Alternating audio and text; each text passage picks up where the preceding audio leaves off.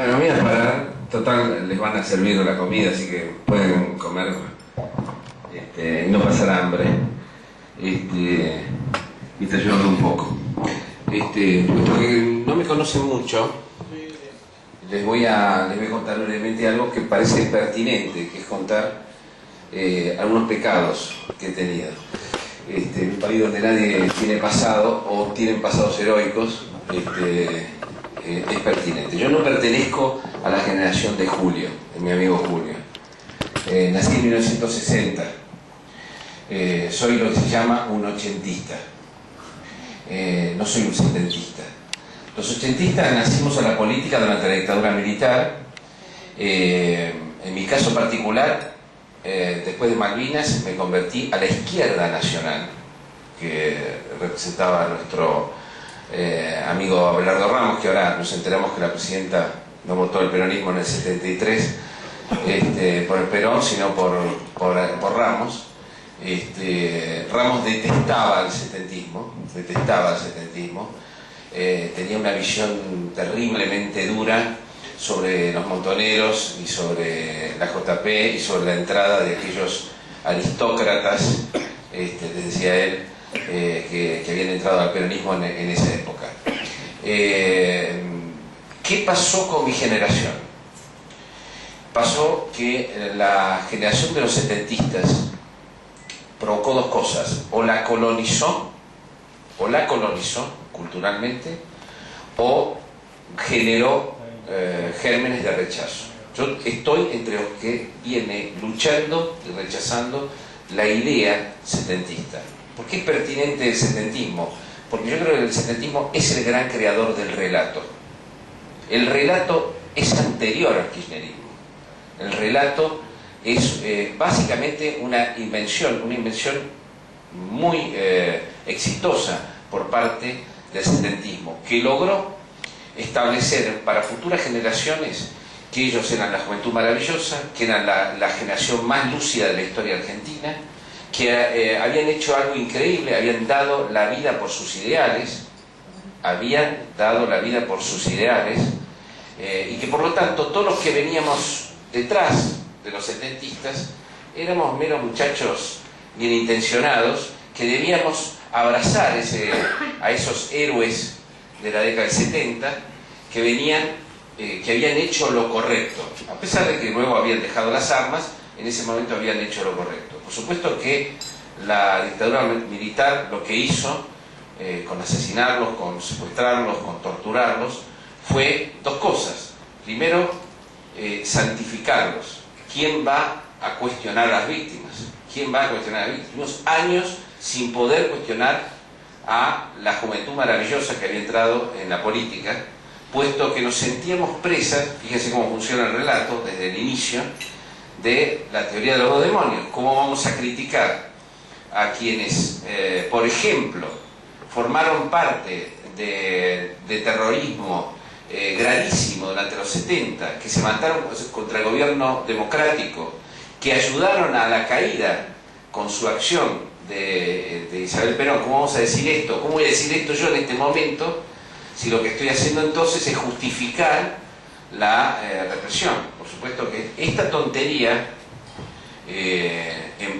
se convirtió en algo emocional muy importante para mi generación. De hecho, logró el setentismo avanzar sobre nosotros, sobre mi generación y la que siguió, y ahora lamentablemente la que siguió, y establecer un relato que fue comprado por la intelectualidad argentina moderna, por casi toda la intelectualidad moderna, y últimamente, en los últimos 10 años, ya con el kirchnerismo en el poder, por los artistas, por los músicos, por los profesores, por muchísimos profesores de universidades. Logró ese relato que había quedado en distintos envases durante la democracia. Logró con el kirchnerismo, con el Estado, con el dinero detrás, con la convicción, con la muerte de que Néstor Kirchner, que fue usada como un martirologio y como una cuestión mítica, logró colonizar a toda esta gente. Ustedes dirán, esta gente no tiene peso electoral. No, pero esta gente es influyente. Esta gente estaba antes del kirchnerismo y quedará después del kirchnerismo. Se desperdigará, usará otros partidos políticos, puede ser, pero su influencia va a seguir siendo grande. A mí siempre me ha preocupado discutir con los padres del relato, que no son Néstor y Cristina Kirchner, sino con ellos. Yo creo con este grupo, no sé cómo llamarlo, pero digamos, este grupo de intelectuales, este grupo de setentistas y neosetentistas que existen en la Argentina y que no son meramente la cámpora y que no son solamente comprados por la administración pública, ¿no? Este grupo es un grupo cultural, es el que le permitió llevar a cabo al kirchnerismo muchas de esas batallas. Volviendo atrás, por supuesto que yo tuve un acercamiento a través de la izquierda nacional con el peronismo, claramente. Pero luego tuve dos episodios muy importantes en mi vida. Me fui a trabajar a Neuquén. Hice periodismo durante 5 años en Neuquén y conocí de cerca a los APAC. ¿Por qué es pertinente esto? Porque conociendo de cerca a los APAC se conoce verdaderamente cómo es un feudo provincial en la Argentina, ¿no? Los APAC son un feudo provincial en toda la regla. Tengo que decir que yo me enamoré de Felipe Zapac, que me parecía que era el Perón de la Patagonia en ese momento. Me parecía un hombre interesantísimo. Por supuesto, después sufrí el desencanto de entender cómo funcionaba por dentro esa organización perfecta que es el movimiento popular neuquino, perfecta para quedarse en el poder, por supuesto, ¿no? Y repartirse los negocios. Salí muy escaldado de esa experiencia política y empecé a viajar y conocí el mundo y me aparté de la idea cerrada con la que habíamos alumbrado la democracia, los jóvenes por lo menos de mi generación. Cuento todo esto porque no puedo dejar de decir que el gobierno kirchnerista me interpeló a mí y a muchos de los integrantes de mi generación. No fue un gobierno que pasó de largo o que simplemente se colocó enfrente como el gobierno menemista. Contra Menem estábamos mejor, dicen mis amigos, ¿no? Contra Menem estábamos mejor. El kirchnerismo produjo grieta, no una grieta, varias grietas, y nos interpeló una y otra vez. Déjenme contarles, yo era director de noticias, cuando fui tomado hace 10 años por el diario La Nación. Llegué como secretario de Política a La Nación.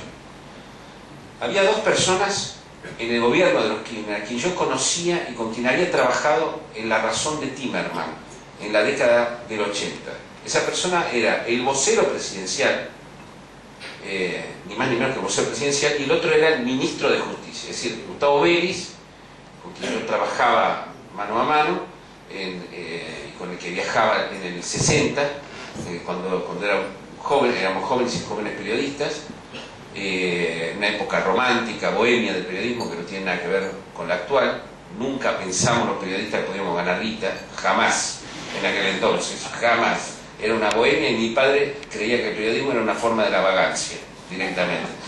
Así que imagínense cómo era ese momento. Y después estaba Miguel Núñez, que también formaba parte de esa redacción. Cuando yo llego a La Nación, estaban muy impresionados porque Miguel Núñez nos iba a recibir para una comida. Cuando aparece Miguel, habla con los dueños de La Nación. Yo estaba con ellos, con los dueños, digamos, los directores periodísticos de La Nación. Y entonces me da un beso a mí, nos conocíamos desde los viejos tiempos, y yo le digo: bueno, Miguel, contale a esta gente lo que hacías vos en la década del 70. Y entonces Miguel se da vuelta y le dice a Fernán Sayer y le dice a Héctor D'Amico, que estaban presentes: yo era de la gloriosa JP, nosotros estuvimos, y empieza a hablar. Yo me empiezo a mirar asombrado, ¿no?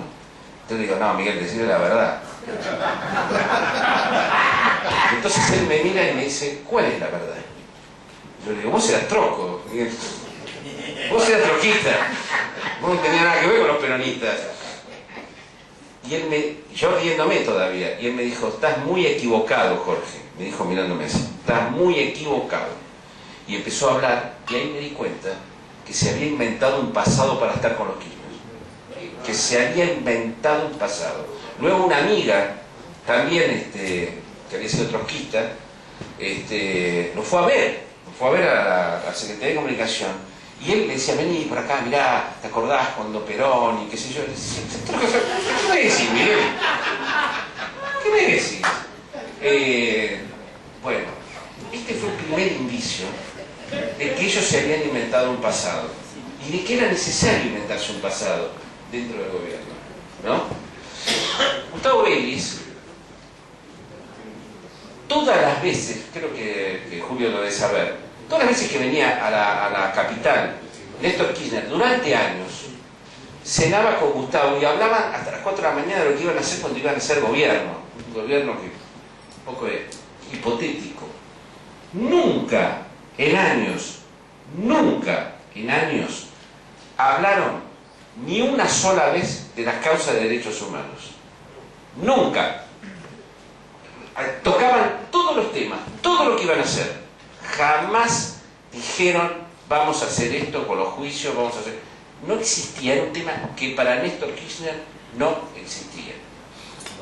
Y finalmente, una vez, Montoto, el dirigente montonero, me invitó, vas a saber por qué, en aquellos años, primeros años, al Sheraton, que no estaba convertido en el hospital de niños.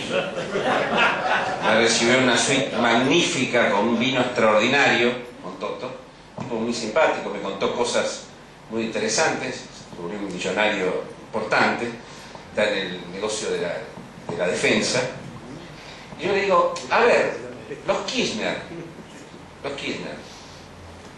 en la década del 70, en La Plata, ¿cómo es eso? ¿No? Y entonces Montoto me dijo, mirá, ¿sabés lo que pasó en Managua cuando tuvimos la revolución sandinista? Pasó esto.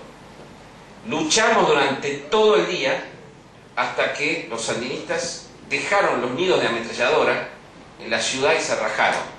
Cuando la batalla estaba totalmente terminada, salieron los estudiantes que estaban escondidos en las facultades y agarraron las ametralladoras cuando ya no había nadie en la ciudad, estaba todo oscuro y no había nadie, y se pasaron toda la noche tirando tiros contra la nada, en la oscuridad, ¿no? Tirando tiros contra la nada. Y entonces dijo, ¿sabes quiénes son los Kirchner? Los Kirchner son los milicianos, porque después de eso los estudiantes recibían condecoraciones y desfilaban como si hubieran sido grandes combatientes, ¿no? ¿Y sabes quiénes son los Kirchner? Los militantes, los milicianos de Managua. No existieron nunca y fueron inventados completamente en su pasado. La pregunta es, ¿por qué? ¿Por qué se habían inventado todo esto, ¿no?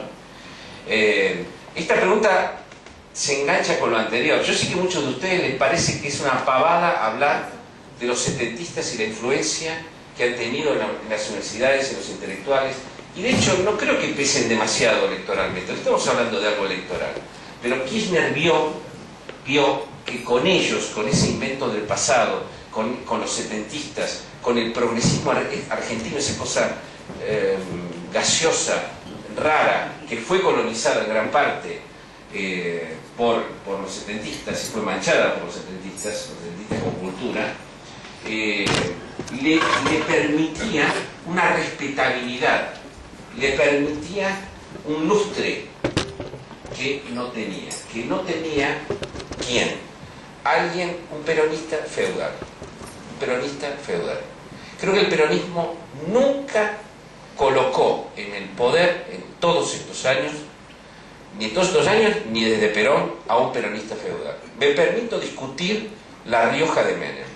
No tiene nada que ver La Rioja de Menem con la Santa Cruz de Kirchner. Se pueden decir pestes de Menem, pero Menem no era ni Rodríguez Sá, ni era los Sadi de Catamarca, ni eran los Zapac de Neuquén, ni era Néstor Kirchner de Santa Cruz.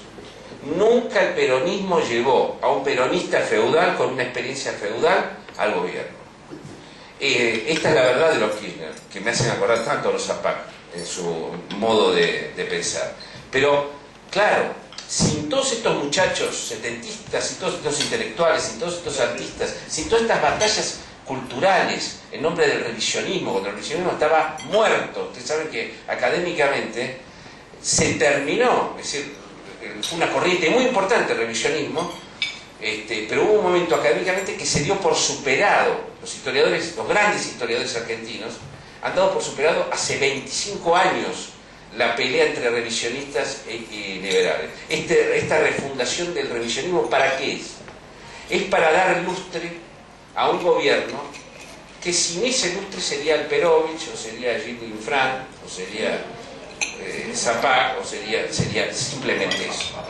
No se podía ganar, creo yo, a las clases urbanas, intelectuales, para la causa, sin tener este lustre que ellos compraron, este lustre cultural que ellos compraron. Creo que hay un momento decisivo en la vida de Kirchner. Yo creo que Néstor Kirchner llega al poder y, a pesar de que tenía un modelo que él había consumado, él no estaba seguro, con la debilidad que tenía, que ese modelo original, feudal, se pudiera aplicar a la Argentina, que es mucho más sofisticada, mucho más compleja. Es por eso que el primer Kirchner es un Kirchner más tímido, es más dialoguista, y perdón por lo que voy a decir, es más desarrollista, y menos lo que fue luego, llámese como quiera. Es decir, ese primer Kirchner se ve en las instrucciones que le dio a su embajador en los Estados Unidos, que era Pilo Bordón. Ustedes saben que el peronismo, lamentablemente, yo sé que hay muchos periodistas aquí, pero el peronismo es como esas mujeres que siempre eligen a los canallas. Entre un canalla y uno que no es, siempre elige al canalla porque le parece más divertido, más sexy, y que sí. Entre Pilo Bordón y Menem, ganó Menem. Entre Menem y Cafiero, ganó Menem, ¿no? Siempre eligen, ¿no?, al canalla, les gusta, les encanta, es sexy, ¿no? Es maravilloso. Entonces, cuando Kirchner llega al poder, lo agarra Pilo Bordón y un verdadero cuadro político, y lo envía a Washington. Y lo envía con la instrucción de explicarles. Fíjense, lo primero que tenía que explicar era que la Argentina iba a pagar sus deudas, que iba a honrar sus deudas. Lo segundo que tenía que explicar era que la nueva Corte de Justicia, la Suprema Corte de Justicia, no era una corte como había hecho con los tribunales de Santa Cruz, sino que iba a ser una Corte Suprema independiente, que se iba a mantener, que era para purificar, que era para terminar con las mayorías automáticas, etc. El pobre Pío Bordón anduvo predicando que la Corte, que iban a honrarla. Bueno, el programa ese era un programa totalmente distinto a lo que ocurrió después. Quiere decir que Kirchner todavía no se sentía seguro, no sabía si podía hacerse el piola con la Argentina como se había hecho el piola con sus pagos. No estaba todavía seguro. Hay una gran escena que es cuando él decide el pago completo al Fondo Monetario Internacional, que hoy se ve que es un disparate absoluto, me pasó, se puede probar perfectamente, fue un disparate.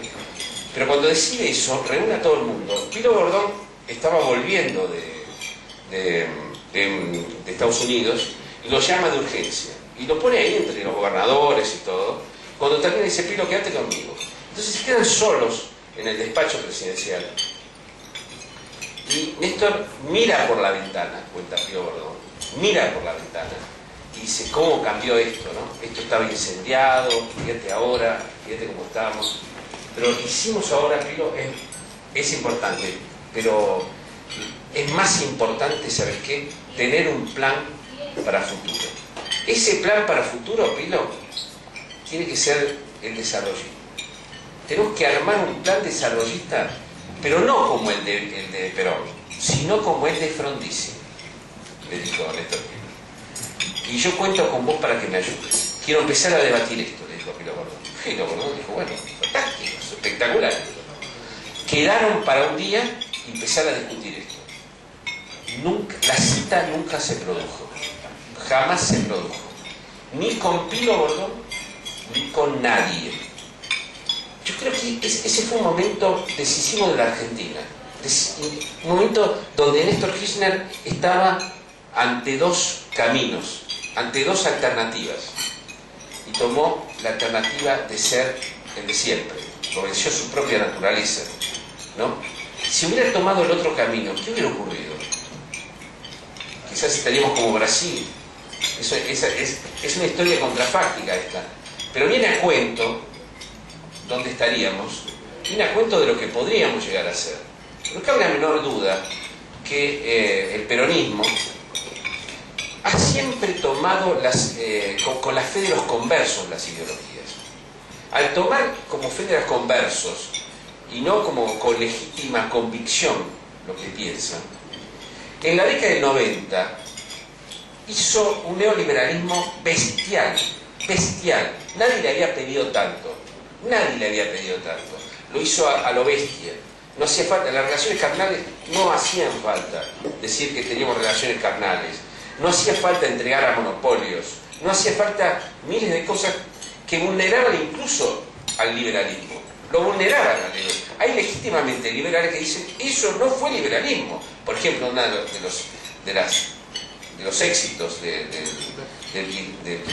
del menemismo fue justamente una cosa como la convertibilidad. ¿Qué más dirigista, intervencionista que intervenir la moneda, que hacer precisamente un cambio fijo? Dicho sea de paso, cuando hacía 35 años que había fracasado en todas partes, digamos, ¿no? Entonces los liberales dicen, no, no me mezcles con esto, que esto no somos nosotros. Bueno, no importa, Menem se cargó al liberalismo.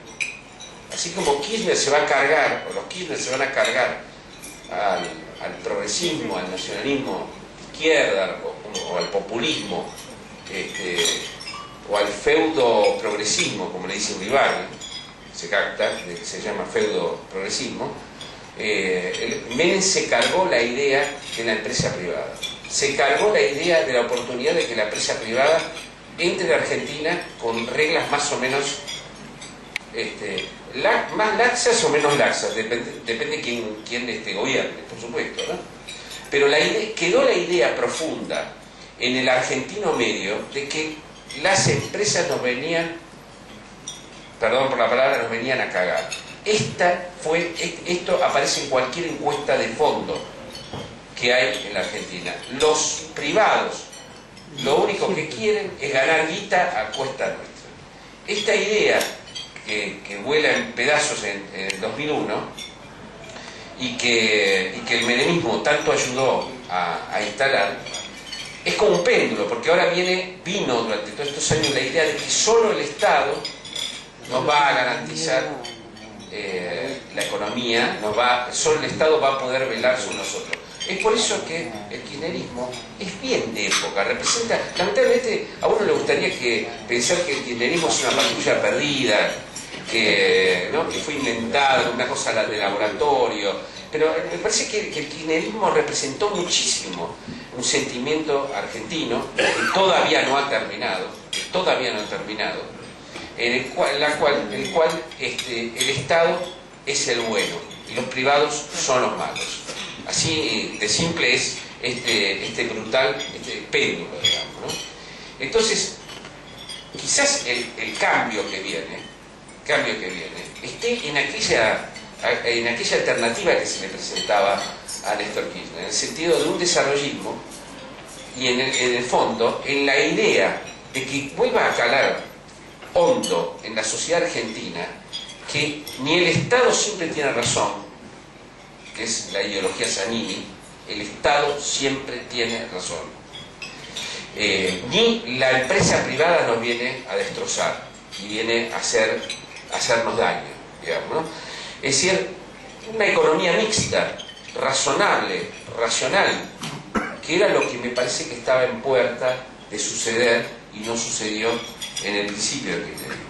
Ahora bien, creo que los que a mí me critican mucho, porque a veces digo que algunas cosas del kirchnerismo parecía que estaban bien y otras mal. No hay ningún gobierno que no tenga algunas cosas buenas Y la verdad es que cuando decimos la década del 90 fue tal cosa, somos injustos, porque en la década del 90 hubo cosas también muy positivas y también terriblemente negativas. Y hubo momentos, la década del 90 puede ser como un plumazo simplemente, sino hubo momentos en la década del 90, ¿no?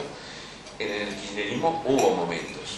Hubo un primer momento que fue un segundo momento que fue la 125, donde nace el relato y nace la coartada cultural, que yo creo que hace mucho daño al propio kirchnerismo, porque le hace vivir dentro de ese globo de narración ficticia que va tomando cuerpo y que de alguna manera en la cual terminan creyendo, ¿no? Terminan metidas. El otro día me decía una dirigente, una exfuncionaria de Néstor Kirchner, me decía, y de Cristina, me decía, Cristina cree en las pavadas que dice, hasta en las pavadas que dice. Cristina no es cínica, vos te equivocás, me decía. No es cínica, no es cínica. Bueno, yo le dije, me parece mucho peor que no sea cínica. A mí me encantaría que aunque sea fuera cínica, ¿no? Porque si no es cínica es mucho peor el problema. Es un problema gravísimo, ¿no? Si no es cínica. Creo que Cristina es un gran malentendido de la historia. No se puede gobernar la Argentina si vos no administraste algo importante. No se puede. Si no se puede. No puede llegar un presidente de la República de la nada. Y no, tuvo que haber gobernado una provincia, la capital federal. Es decir, la administración pública, la gestión política de la administración, es algo que no se enseña en las universidades. Es algo muy delicado de hacer, es muy complejo. Tomar decisiones en la administración pública no es lo mismo que tomarlas en la empresa privada. Es algo realmente, es una materia fundamental. Néstor Kirchner siempre gobernó y gestionó él. Y Cristina le dejó el rol verbal. Cristina es una dirigente verbal. Es una legisladora nata y sigue siendo hoy verbal. Por eso su gobierno es más verbal que real. Mucho más verbal que real. Yo a veces me pregunto, si Néstor Kirchner se despertara de la tumba, ¿no? Y le dijera, Julio, ¿cómo andás, Julio? Decime una cosa, las reservas del Banco Central, ¿cómo van? Y vos le dijeras, bueno, 35.000. ¿Qué? ¿Y el dólar? Bueno, hay un cepo al dólar. ¿Qué? ¿Un cepo al dólar? Es el que quería sacar la palabra dólar de la tapa de los diarios a como dé lugar. Lo que quiero decir, yo creo que se muere de vuelta, ¿no?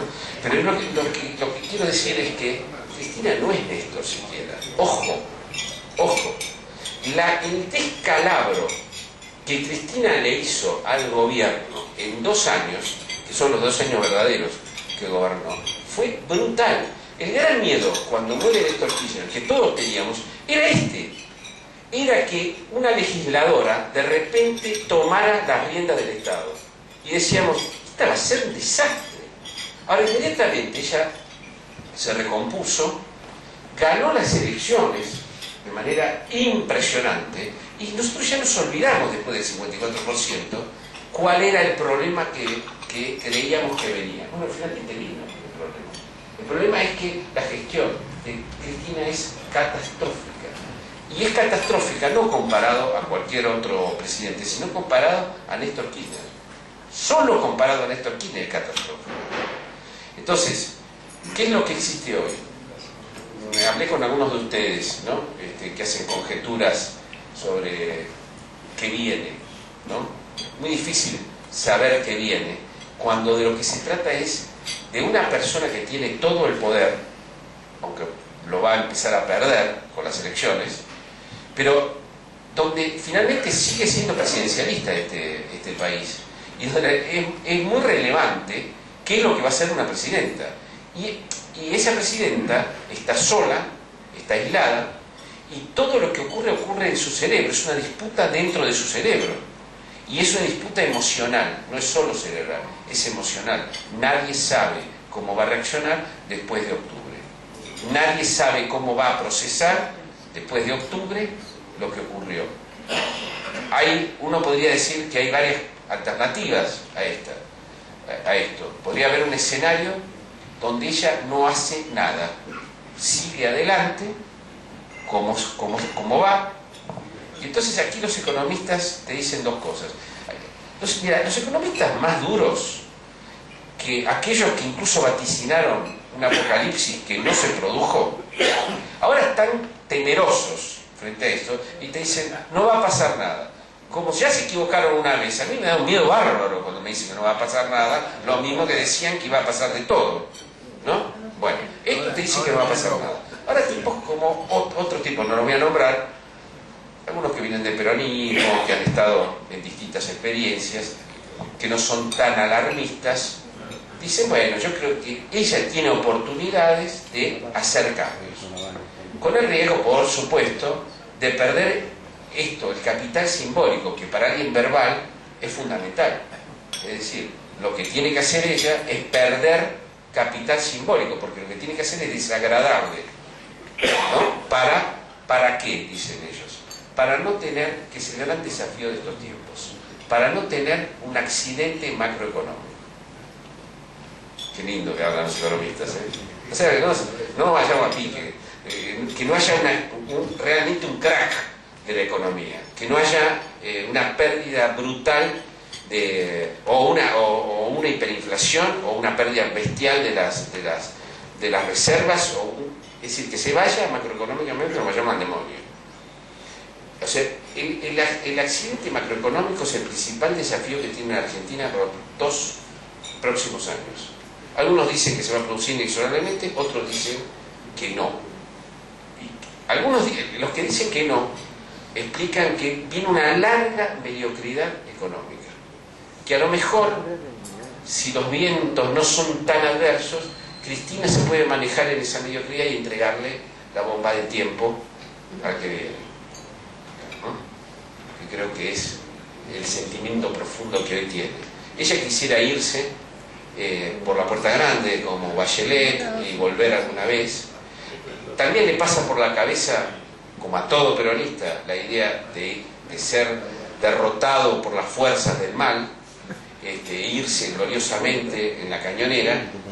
La cañonera es el helicóptero ahora, entonces no funcionan estos mitos de verdad, digamos, ¿no?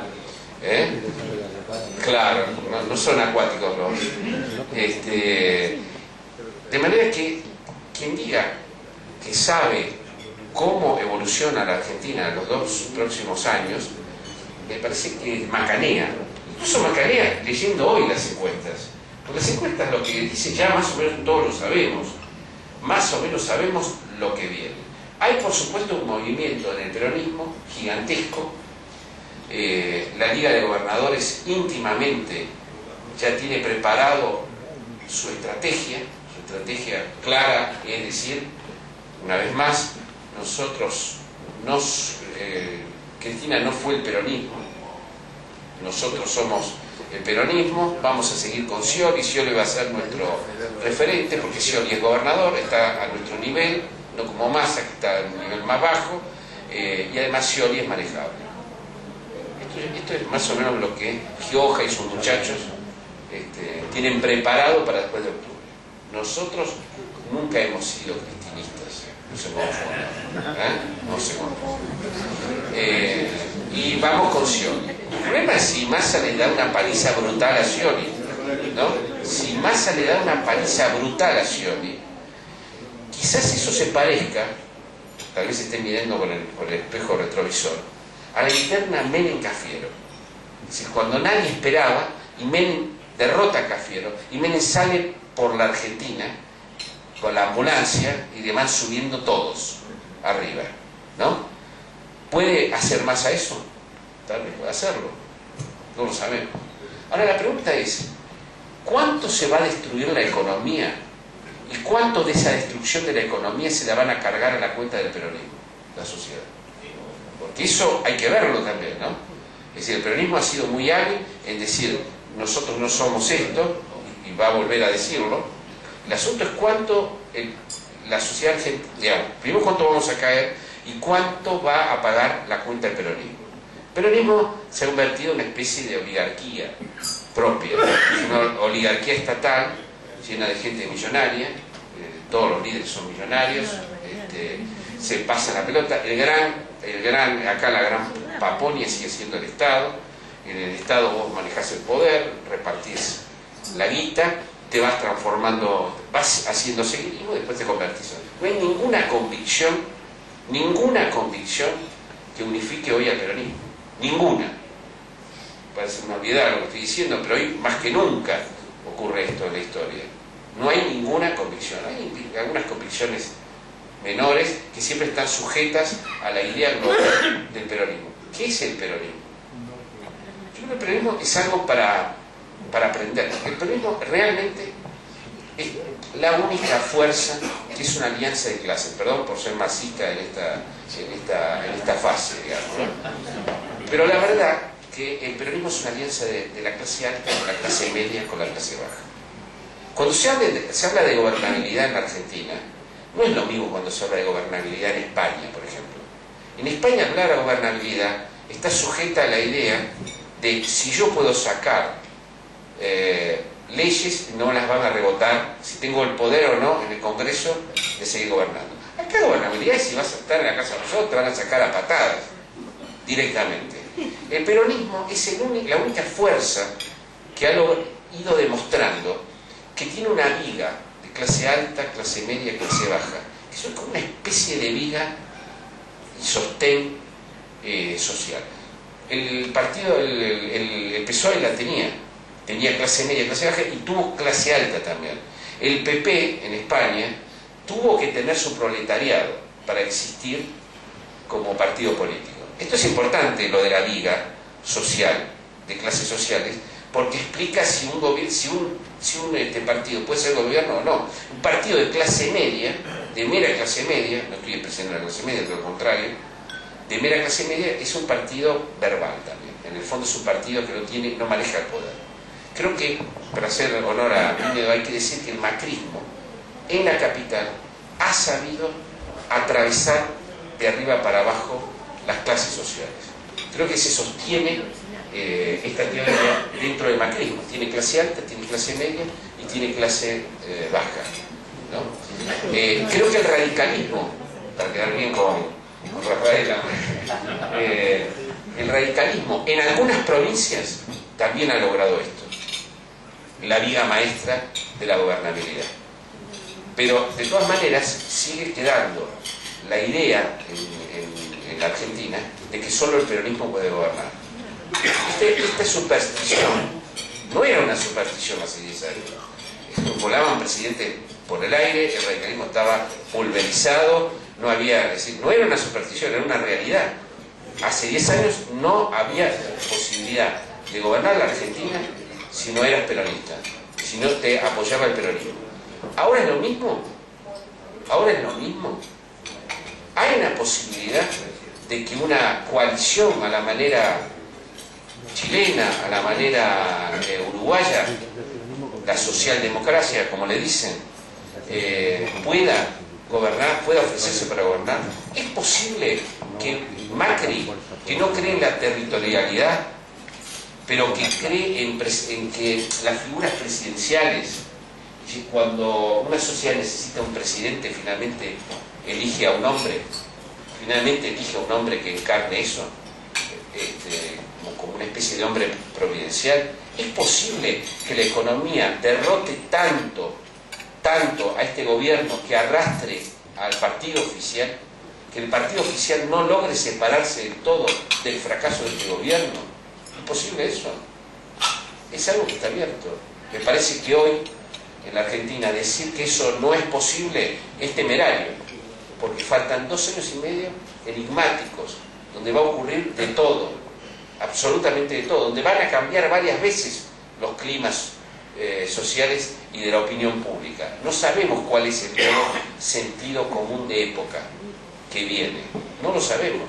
Todavía no terminó de morir lo viejo, no terminó de nacer lo bueno. Bueno, no quiero molestarlos más, sí seguimos hablando, escucho sus preguntas y vamos a tratar de responderlo mis compañeros y yo.